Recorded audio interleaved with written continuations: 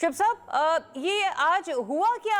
आपके रहनुमाओं के साथ बानी पीटीआई से मुलाकात के लिए गए थे, लेकिन फिर गिरफ्तारी हो गई। उधर ये पेश किया गया कि दफा 144 का नफाज है। आपकी जबान नहीं जानना चाहेंगे आखिर हुआ क्या था?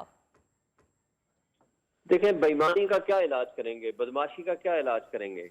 3 महीने से पॉलिटिकल लीडरशिप को मिलने की इजाजत नहीं है, जबकि कोर्ट के आर्डर्स हैं, एसओपी है कि हफ्ते में एक दफा मुलाकात होगी फैमिली और लॉयर से, एक दिन मुलाकात होगी पॉलिटिकल लीडरशिप से। सही।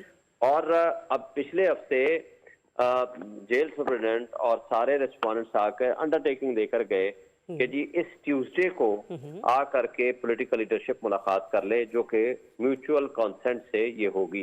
ये म्यूचुअल कंसेंट से तय हो गया, नाम लिखे गए, सारा कुछ हो गया। और हमारी लीडरशिप जिसमें अपोजिशन लीडर सेनेट के उमर अयूब, शिबली फराज साहब, नेशनल असेंबली के उमर अयूब साहब, मलिक अहमद बिचड़ साहब,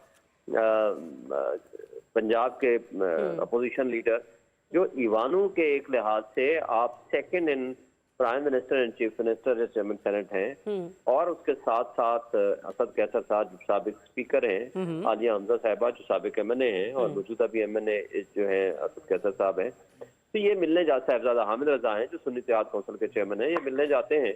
उनको 1.5 घंटा 2 घंटे इंतजार कराया जाता है, और उसके अलावा उसके बाद उनको घसीट के जबरदस्ती ले जाया जाता है। आपने जैसे हुकूमत की बेमानियों का जिक्र अपने गुफ्तगू के आगाज में किया था ना, हुकूमती हथकंडों से आपकी जमात तो बखूबी वाकिफ है।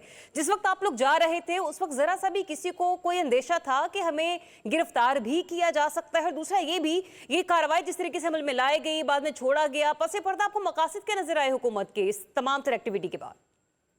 देखिए, पहली बात तो यह है कि ज़ाहिर हम तो एक कोर्ट आर्डर से जा रहे थे, तो हम क्यों ना हम ये तस्वर करते हैं कि ये इस तरह की फसाइयत और यजीदियत पैदा करेंगे।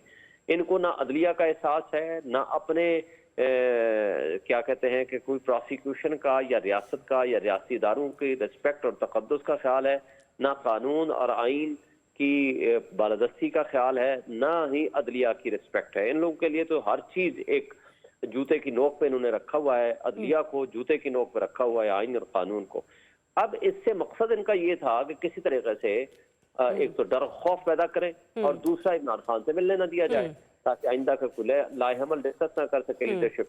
That was the reason. और इनके लिए अदलिया का भी तौखीरी, उनके आर्डर्स को हवा में फेंक देना कि कोई पहली दफा तो नहीं कर रहे, कोई 10वीं मर्तबा कर रहे हैं। जब तक अदालतें इनको सजा नहीं देंगी, जब तक सजा जजा का कॉन्सेप्ट नहीं होगा, तब तक कुछ भी नहीं होगा। और यही वजह है कि ये आप अदलिया के ऊपर हमलावर है, और जिस तरह अदलिया पे अटैक कर रहे हैं और अदलिया को तकसीम कर रहे हैं, और जिस तरह की आईनी गैर आईनी बेंचेस बना रहे हैं।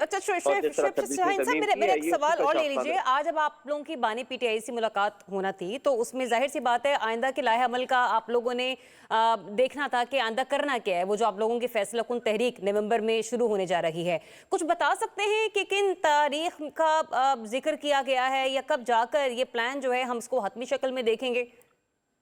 देखिए, वो तो तारीख इमरान खान साहब ने देनी है। वो ज़ाहिर इसी हवाले से आज डिस्कशन होनी थी, प्रोबेबली हो सकती थी इस हवाले से, तो इस वजह से उन्होंने मिलने नहीं दिया। और उस वजह से उन्होंने ऐसी हरकतें करना शुरू कर दी कि सारी कौम देख रही है कि इनके जो करतूत हैं और जिनके काले करतूत हैं और स्याह बदनुमा दाग इन्होंने अपने चेहरे पे मला है, और ईमानों का तकद्दुस तो इनकी नज़र में कोई अहमियत नहीं रखता। एक कांस्टेबल या एक एसएचओ जो है वो पूरी पार्लियामान के ऊपर भारी है, और जब चाहे जिसको चाहे उठा कर। अच्छा, तो शुएब साहब, लास्टली बस मैं आपसे ये जानना चाहती हूँ कि आज सिर्फ एक नॉर्मल सी मुलाकात के कॉन्सिक्वेंसेस आपने और आपकी पार्टी ने देख लिए। राना सनाउल्लाह साहब ने भी गुज़िश्ता रोज एक बयान दिया था। उन्होंने कहा कि अगर खान साहब गैर मामूली तहरीकी कॉल दे रहे हैं, तो फिर इंतजामिया और कानून नाफिज करने वाले जो इदारे हैं उनका रद्द-ए-अमल भी गैर मामूली होगा।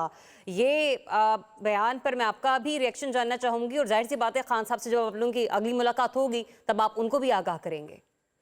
देखें, कोई भी गैर मामूली मुझे बता दें, जब राना सनाउल्लाह वज़ीर दाखिला थे या आज तक ये मौजूदा कठपुतली हुकूमत है, कौन सा काम है जो इन्होंने गैर मामूली नहीं किया? मुझे बताएं। डी चौक में हमने पुरअमन कॉल दी थी, उज़मा और अलीमा खान गई वहां से पुरअमन एहतजाज करने के लिए। उनके ऊपर डाला क्या कि ये बम लेकर के पार्लियामेंट को और सुप्रीम कोर्ट को उड़ाने के लिए आई थी। सारी दुनिया की आंखों के सामने नियति वो खवातीन गिरफ्तार होती है। ये है उनका सिचुएशन।